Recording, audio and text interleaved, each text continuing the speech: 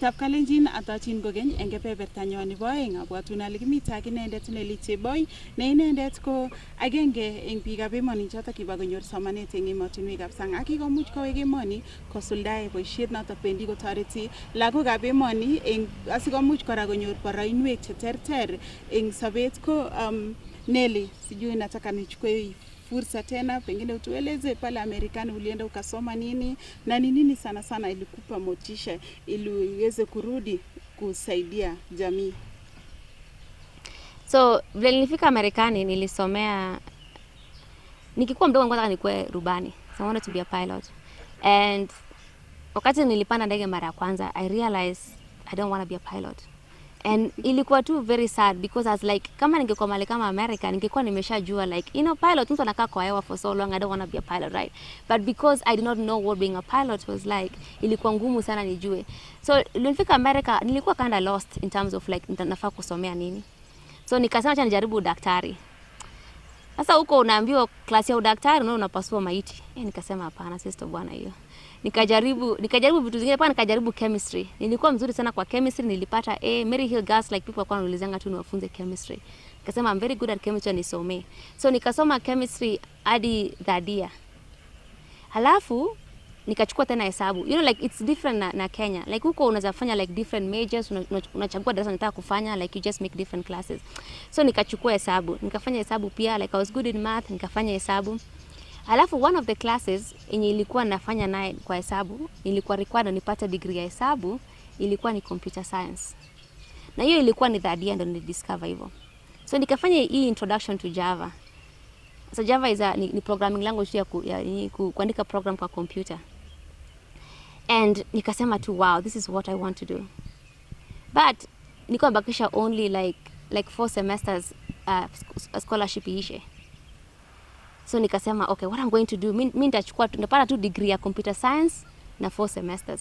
That is barely a year and a half, right? So nikachukua hiyo time nikachana na mambo na chemistry, nikasomea computer science. Nilikuwa nafanya classes za computer science, yani kama inawezekana tu zote mpaka nikapata degree ya computer science. Kwa hiyo class ya computer science mimi nilikuwa nyuma sana. Sikuwa najua kutype, sikuwa najua kugoogle, sikuwa najua chochote kabisa. Na wanafunzi ambao na compete na hawa ndio ambao wamelelewa na computer, wanajua kucode. Sasa mimi ndeka nikumbusha tu tena zaidi tu kaendelea tu kuniambia the only reason you don't know these things is because you grew up in the village. Si makosa yako, ulisoma kwa bidii. Ulisoma ukasoma yote. Paka ukafika ngambo ulisoma. Ni sababu ulizaliwa Mogotio ndio maana hujui hizi vitu. Na hiyo yani ilinihuzunisha tu sana. Nikasema tu haifai kukua hivyo. Haifai kukua just because umezaliwa mahali kama village. Hauna option umezafaa kuzaliwa wapi? Hatuchagua tunafaa kuzaliwa wapi. Sasa mbona pale umezaliwa izuie maisha yako? Sasa nikasema hapana, lazima nitaleta. So hiyo ilikuwa ni motivation ya kwanza. Ilinipatia tu motivation, nikasema lazima nilete hii program kwa community. Motivation ya pili, mimi sijasahau maskini. Sijasahau vile maisha yetu ilikuwa vile tulilelewa. Nakumbuka nikilala njaa, nakumbuka tumbo ikiniuma, nakumbuka nikitafuta chakula kwa takataka, nakumbuka sistangu mdogo akilia na mimi nikizunguka nikitafutia chakula. Nakumbuka sana. Sijawahi sahau. Na tena hata kama sasa sina shida ya chakula sana, ninaona hapa kwa Mogotio. Naona mtu anasikia njaa sana. Ninaona hapa hivi mama mboga amekuwa akiuza mboga hapo tangu nikikuwa class 2. Amekuwa tu akiuza tu mboga hapo hivyo. Paka saa hii ajisonga mbele, ako tu vile vile. Na si makosa yake, is the lack of economic mobility. Sasa kama yo mama akitaka loan aende KCB, anaangalia 13% interest rate. Akipata pesa kidogo tu hivi, dada yake mdogo labda anamgojea alipe fees. Kidogo sijua anafaa saidie mwingine amalize alipie udaktari. Like aende kama mtu ni mgonjwa asaidie udaktari. Kidogo kuna mchango pande. Sasa itakuwa ngumu sana kwa mama mboga hata kama ako na bidii kiasi gani aweze kujiinua, sababu yeye mwenyewe anainua familia. Hata yeye anataka kujiinua, kama kutafuta loan ni ngumu. Biashara na tena ni hivi. Ukulima tena zingine mahindi iko, mahindi hakuna. Sasa naangalia tu. Naangalia like wewe umekuwa hapa tangu nilikuwa class 2. Mimi nimeenda nimepata degree, nimeenda America na bado wewe uko tu hapa hivi. Maisha haifai kukua hivyo. Na si makosa yako. Wewe uko na bidii yote kabisa, lakini uko tu pale. Sasa ukiendelea kuangalia hivyo, like lazima. Na nakumbuka pale nilitoka, nakumbuka hiyo uchungu ya umaskini, nakumbuka madhe yangu alikuwa anafanya kazi kwa bidii, alikuwa anafanya biashara leo, kesho imeanguka, anaanza tena, sababu alikuwa na wanafunzi, alikuwa anataka kusomesha. Sitasahau. Na as long as I remember those two things, as long as I see the poverty and I remember where I came from, I'll keep going. Asante sana. Pengine watu wengi wakipata nafasi ya kutembea ama kwenda ng'ambo ama kwenda nchi zingine ama kwenda kwingine, si mara mingi hukumbuka pengine kurudi ama kurudisha mkono pale nyumbani. Sijui nini ilikufanya aswa utoke pale Amerikani na uone kana kwamba umekuja hapa nyumbani like mara mingi kwa mwaka. Sijui pengine watu wengi pengine wakipata nafasi kama hiyo atafikiria njia ya kupeleka familia yake, kupeleka mama yake, kupeleka madada zake. Sijui ni nini sasa ilikufanya wewe uone kana kwamba pale Mogotio America inaweza kuwa pale. Yeah, I like that. I was like, how do I bring America to Mogotio, right? Me kama, I don't like that part of my story, that the reason I'm successful is because I went to America. It's very sad. Not everyone can go to America, right? And so I really want to create these opportunities in the village. Nataka ukitoka kama wewe ni wa Mogotio, you can make it in Mogotio. Si lazima uende Nairobi, si lazima uende America. So for me actively, hata none of my family wamefika America. Nitawasaidia wajitegemee, wapate pesa zao. How they spend their money, it's up to them. If they want to spend their money to go to America, kama tuka holiday hivi asalamie sijui Raila anania, asalamie Obama hivi arudi, that is their choice, right? Because it's their own money, right? But in terms of like me niseme tu like let me take my sister asome huko, let me take my own, because I cannot take my whole village. That's the thing. Like Mimi, it's more about my family. It's about my community. And it's more about Mogotio. It's about rural Africa in general. So you're asking me that if I want to change rural Africa, I take all of rural Africa to America? That's not fixable.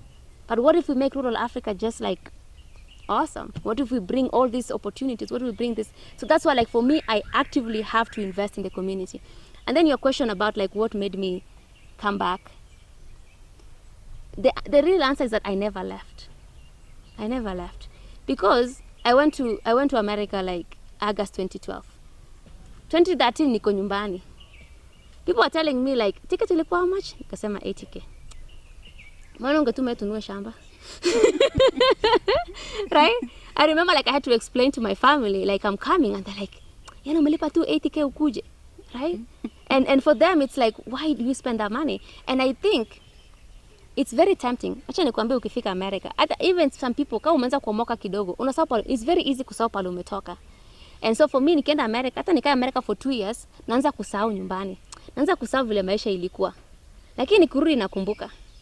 So for me, like the fact that I came back immediately the first time, that's really what kept the momentum going. The first time ilikuwa, so I'm coming here to move my family out of poverty. Nikaona bana, wameshaomoka wako sawa.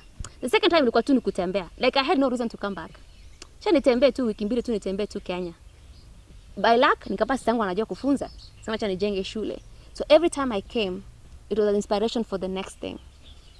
And so like I think for most people, if you're listening and if you are here, I know people in America, don't judge them too harshly, because life there is not easy. Like yes, you can get a job, but life there is not as easy. Like mimi niliosha choo ndo nijenge shule, right?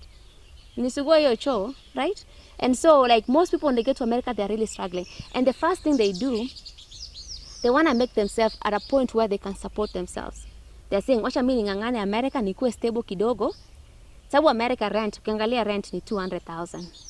Chakula nayo unaangalia karibu like 100,000 a year. Lazima nayo ukue insurance, because nayo ukikuwa mgonjwa, medical is very expensive, right? And then uko una family, wewe sema acha tu kama nasikia nchacha niingie hapa kwa nani, kwa jirani hapa hivi ni kule. Hata ujui jirani yako ni nani, right? So people are right there, Kenyans right there are working, they are even working so hard than here. They are working so hard because wanataka tu wafike tu mahali wanaweza kujitegemea. But then it's a trap. It really is a trap. And I'm saying this in the best way possible, because ukianza kujitegemea maisha inaendelea, right? Unaanza kidogo kidogo, unapata familia. Now your family in America now needs insurance. Babies are very expensive in America. Like being a parent is very expensive in America. So by the time you can even get to a point where you can start investing, you find that those Kenyans who go to America, they start investing like 10 years later. Wanaanza kujenga kanyumba kidogo, wanaanza kujenga like a plot, wanaanza kuinvest, right? Because like at that point when I feel ni kama wamesettle, they figure out America, now they can make money. So when you ukisikia mtu ameenda America, huko wanangangana, they just want to be stable, right? And for me, I got lucky because nilienda huko shule. So I did not have to pay for tuition. I did not have to pay even kwa chakula na room. Nilikuwa nalipwa kila kitu. So any money I made ilikuwa tu kidogo kidogo tu kulipa na simu pande, chakula kidogo kidogo pande, kwenda out hiyo peke yake. Most people who go to America, especially the ones who are na green card, wanafika America wanakaa na mtu, right? Their papers from Kenya don't mean anything. Unaanza from zero. So for you to have papers, unasema cha niende college. College na si mchezo. Like my college was 4 million a year, right? Sema niende college. Sasa hiyo unafanya kazi ya waitress, unafanya 800 shillings per month, like 800 shillings per hour, right? Hiyo hizi lipa college. Unapata most Americans wameenda kwanza na hiyo na lottery. Unapata wanafanya kazi usiku, wanafanya kazi usiku like almost 20 hours, like not 20 hours, like almost like 12 hours a day, alafu mchana wanaenda shule. Though at least in 4 years graduate wako na kazi, at least they can apply for the American jobs, because your papers from Kenya, like it doesn't apply there. And so they are really really working so hard. For me, I got lucky because everything was covered for, and for me I also got lucky because I came to Kenya and I was like, you know what, hata America sana hata sina nyumba. Like when I go there for like 5 weeks, nakaa tu na family, like friends, and then I come back. So so I never left Mogotio. Nilitembea tu America kidogo. Sijui Nelly, sijui wewe umetuambia uligundua kuwa pengine uko na passion kusomea computer. Sijui kama computer vile uliweza kuleta Mogotio pale. Sijui kama inaweza saidia vijana, inaweza saidia kila mtu aweze kupata ama kudevelop network yake pengine kwa biashara na kazi zingine, ama kutafuta pia kazi, ama anaweza fanya kazi Amerika pale nyumbani. Yeah, basi hiyo ndio idea, hiyo ndio idea Techlit. Kile mimi niliona ifanye anzishe Techlit, niliona kuwa watu ni hustlers. Wako na bidii kabisa. Lakini ukihustle Mogotio kufanya boda boda, ama hustle Mogotio kufanya ukulima, hauwezi enda mbali sana. Lakini ukuja kwa internet, hustle kwa internet. Hivi hata kama uko na kasimu yako hapo Android kadogo, kadunda iko na internet kidogo tu hivyo. Uko tu tu una tweet tu kitu kidogo tu. Niko na viazi nauza. Unashangaa mtu abira anasema, viazi tumanishie Meru, mimi niko na hoteli hapo ya chips, right? Because all of a sudden the whole world is in your fingertips. So the reason mimi nilianzisha Techlit nilikuwa nasema naweza funzaje watu jinsi ya kutumia internet. Naweza funzaje watu jinsi ya kubuild a brand. Like the way I have a brand now, and I am getting like people like Darling to come in and build. Like they Darling, no one introduced me to Darling. They saw a post, they were like, you know what, this lady wants to build a hair school. We have a CSR department that needs to provide a hair school. Let's do that. No one introduced me to Shirag, right? He saw it, he reached out, right? But kama ningekuwa Mogotio niseme like I'm not online at all, niseme nataka nifungue shule ya nywele, ningangana nitafute loan, ningangana nitafute mwalimu, ningangana mpaka hata ninge give up, right? But because I was online, I just had the world in my eyes. And even now when I'm in Mogotio, I sometimes work for companies in America. Like nafanya Techlit mchana, usiku naanza kufanya kazi ya kufanya software engineering America. That's because I have the skills. And it's not like I did not have to be in America kufanya hiyo kazi, and I still make American salaries, right? And I'm going to just tell you that this is like $1 million a month, really. That's how I was able to continue building the school. It was from that, right?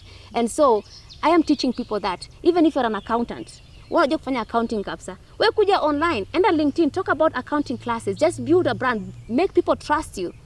All of a sudden you'll be getting tenders like, hey, nisaidia hapa na nini na kitu kidogo hapa, biashara yangu kidogo nataka kuanzisha. Because you are there, you're out there, people are seeing you out there. And so that's what we're teaching them. We're giving them the skills. And we notice that it's harder to do it with adults because a lot gets in the way. But if we can teach kids how that if they have YouTube, they can learn anything. If you can teach them, they can build a brand. And these kids now, it's part of their curriculum. Wanasoma naye, wanajifunza naye. Wakienda shule, Techlit iko hapo kila siku. Wanajifunza naye. And that's really the goal. We want when these kids graduate, wako tu tayari. Wanafanya kazi America, hapo Mogotio tu. Nelly, sijui Kenya ni pengine ni moja za zile manji ama zile nchi zenye wako na internet ambayo pengine iko na mbio ya juu. Sijui kama ni another advantage to your organization and to other people whom you are training. Yeah. So I think so hata ukisema Kenya, sisi tuko ushago. Atuende Nairobi, atuende Nakuru, because hawa wanazoona tu kompyuta hapo kwa barabara, kwa basi nini. Lakini kama uko ushago, kama uko mahali kama Chebomuren ama uko mahali kama Loboi, right? Ni ngumu sana hata uone kompyuta. Sasa sisi tuko hapo hivyo.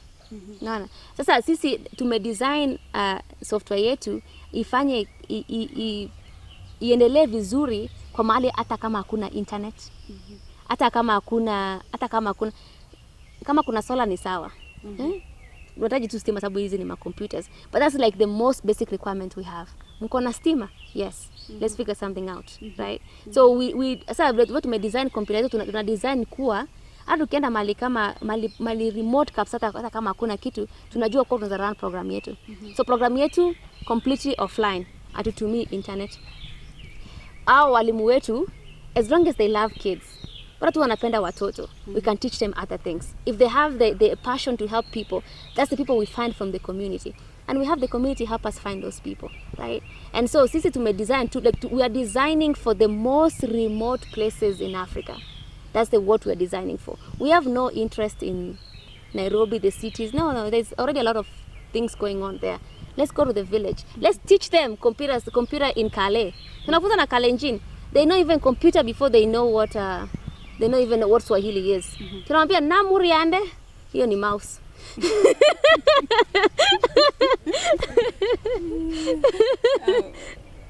Sijui mlipokelewa vipi the community which you work for, mahali pengine mmeweza fikia. Sijui mlipokelewa aje? Watu wengi hawaelewi kile tunafanya. So wanajiuliza, sasa wanasema tu ni mzuri tu watu wajue kutumia kompyuta. Unaona? Sababu wanafikiria unajua kumaliza form 4 tunaenda kufanya kompyuta.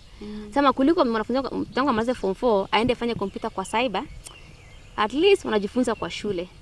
Sasa tukiwaambia kwa unaweza fanya kazi kwa internet. Anasema mtu anaandika watu kazi.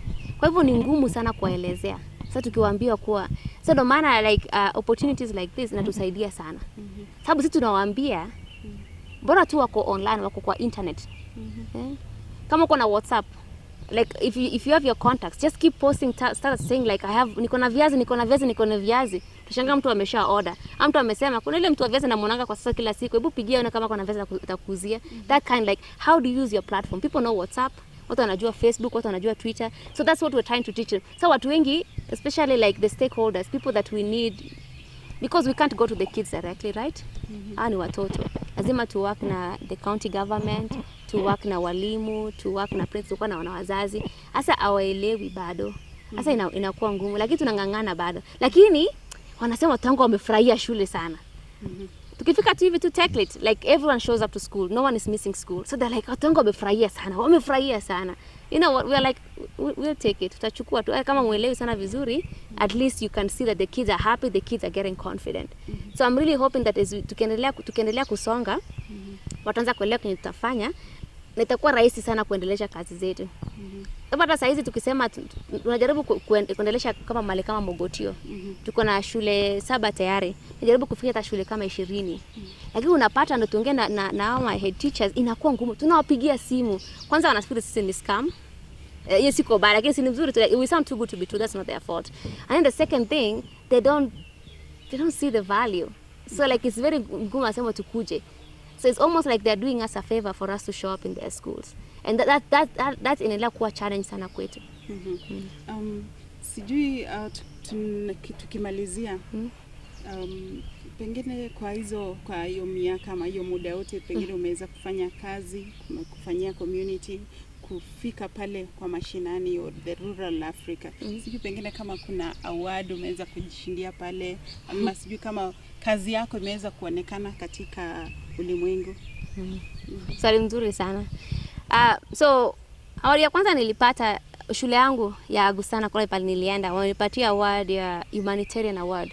So humanitarian award ni yule mtu I cannot translate that in Swahili. So it's just like a humanitarian award, like you are really helping people. Kuna hiyo moyo kujitolea, unabadilisha jamii. So akanipatia hiyo. Kidogo kidogo nikatajwa kwa Forbes 30 under 30. So Forbes ni kampuni kubwa sana. Kila mtu yani kama ni entrepreneur, ukimake kwa hiyo list umesonga mbele sana. Umeomoka. Nilishaomoka nani. So nikatajwa kwa Forbes 30 under 30 hiyo December hiyo. And then February nikapigwa simu na CNN. You know CNN wakaniambia kuwa mimi nimekuwa nominated for CNN Hero. And then tukaanza hiyo process. June wakakuja Mogotio wakashoot, wakafanya shoots. Side documentary imeshatoka. It's only 4 minutes long. It's a very good documentary. And so and those kind of progress, Forbes under 30, CNN, you know, CNN Hero, hiyo inasaidia sana kwa sababu watu wanaweza kuona. Nataka kutumia au mwalimu CNN Hero, hiyo video CNN, watu scam 10. So hiyo tumeweza kuomoka pole pole. Ona kama so wanaamini sasa ni ukweli. Sasa wanaona wanasema kweli. Mimi sijaelewa bado, lakini hebu tuongee. So now they are willing to listen. Before they'll be like, mimi niko busy hivyo tu. Nitakupigia baadaye hapo usipiga tena. Tunapiga wachukui simu. Sio anasema nimeona lakini sijaelewa vizuri. Hebu kuja tuongee. So it's really helping. Like the more award, I'm very sure like from this interview it will really help us like reach more schools.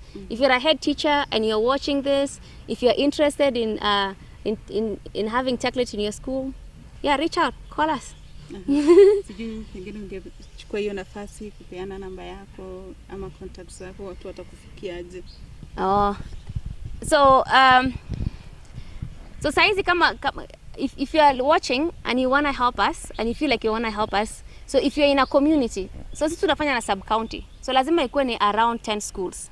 Sasa wewe kama uko kwa sub county and you believe in what you are doing, unataka ku bring Techlit kwa sub county yako, anza kuuliza mashule around you, waoneshe kuhusu hiyo program, waambie kuhusu Techlit, waulize kama wanataka tuongee.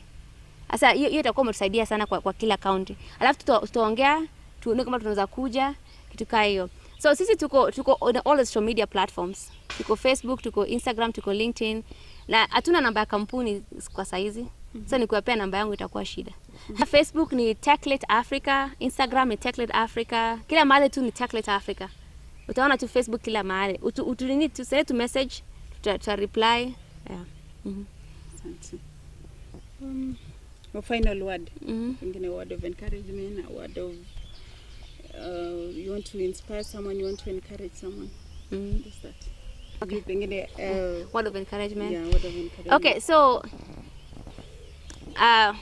really thank you for watching this, and if you are listening to this and you're inspired but hujui utaanzia wapi, just start with what you have. Mimi nilikuwa nilianza tu naye, nikaosha choo, nikamisha familia yangu, sasa kidogo nikajenga naye shule na nikaendelea. Sasa usingoje ati loan ifike, ama usingoje atupate sponsor, usingoje, wewe jaribu tu. Kenye uko naye jaribu.